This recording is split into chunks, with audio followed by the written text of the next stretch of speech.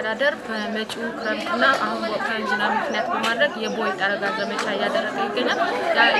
የወረዳ 8 ጽዳት ጽሕፈት ቤት ሰራተኞችና እንዲሁም የአካባቢው ነዋሪዎች እና ባለድርሻ አካላት በጋራ በመሆን የአካባቢውን ቱቦ እያጸዱ ይገኛሉ። ቱቦን በየአካባቢያችን የሚገኙ ቱቦዎችን በማጽዳት ከአላስፈላጊ የጎርፍ አደጋ ራሳችንን እንጠብቅ እንላለን።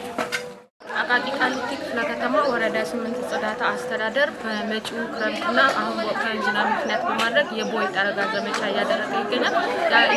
የወረዳ 8 ጽዳት ጽሕፈት ቤት ሰራተኞችና እንዲሁም የአካባቢው ነዋሪዎች እና ባለድርሻ አካላት በጋራ በመሆን የአካባቢውን ቱቦ እያጸዱ ይገኛሉ። ቱቦን በየአካባቢያችን የሚገኙ ቱቦዎችን በማጽዳት ከአላስፈላጊ የጎርፍ አደጋ ራሳችንን እንጠብቅ እንላለን።